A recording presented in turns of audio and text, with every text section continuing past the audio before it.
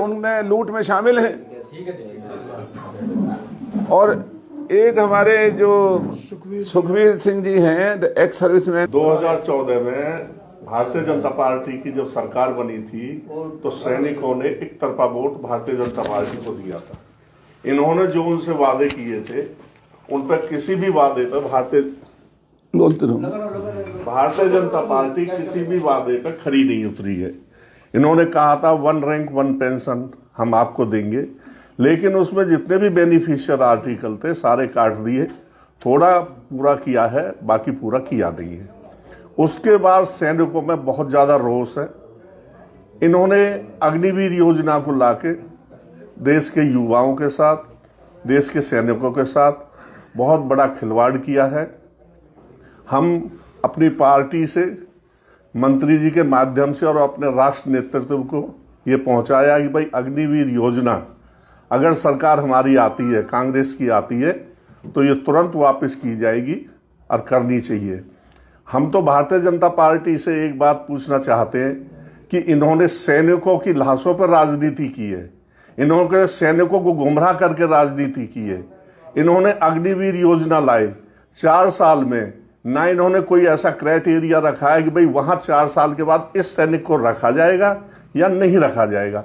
कोई टेस्ट के आधार पर, कोई फिजिकल के आधार पर बस बोल दिया कि 50% रखेंगे, 50% वापस भेजेंगे। वहां जवान का बहुत ज्यादा शोषण होगा, क्योंकि जो किस जवान को किस आधार पर ये रखेंगे और किस पर घर भेजेंगे वो इनको क्लियर करना चाहिए। उसके बाद हमें रिलेशन मिलता था आर्मी में, एक बच्चे की छूट के लिए 20 नंबर मिलते थे, वो भी इन्होंने खत्म कर दिए। एक्स सर्विसमैन को उम्मीद रहती थी कम से कम मेरा एक बेटा सेना में चला जाएगा प्रायोरिटी बेस पे, तो देश की रक्षा करेगा, मेरा बुढ़ापा कट जाएगा। इन्होंने उस सिस्टम को भी तहस नहस कर दिया है। इसलिए हम पूरे सैनिक आज बहुत रोष में हैं और हम मांग करते हैं केंद्र से हमारी इस अग्निवीर योजना को खत्म किया जाए। 2020 में 1.5 लाख सैनिकों ने टेस्ट दिया था, आर्मी, नेवी, एयरफोर्स। फिजिकल हो गया, मेडिकल हो गया, रिटर्न हो गया, कुछ की तो मेरिट भी आ गई थी। इन्होंने उन सैनिकों को भी नहीं भेजा। आज वो बेचारे ओवरएज होकर दर दर की ठोकरें खा रहे हैं। तो हम इन सब चीज़ों की घोर निंदा करते हैं और भारतीय जनता पार्टी से कहते हैं भाई अपने कम से कम कुछ वादों को तो पूरा करो, टोटल झूठ की राजनीति मत करो। अब सब युवा, देश और पूर्व सैनिक समझ रहे हैं और इसका 2024 के लोकसभा चुनावों में मुंह तोड़ जवाब दिया जाएगा। बीजेपी की सरकार नहीं आ सकती क्योंकि सारे सैनिक इनसे नाराज हैं।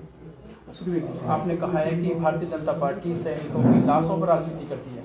2014-15 के बाद में कितने सैनिकों की डेली मौत होती है और उससे पहले कितनी होती थी? एग्जैक्ट आंकड़े तो मेरे पे है नहीं, लेकिन पहले कम होती थी, अब ज्यादा। ये मैं आपको दे दूंगा। पुलवामा जो अटैक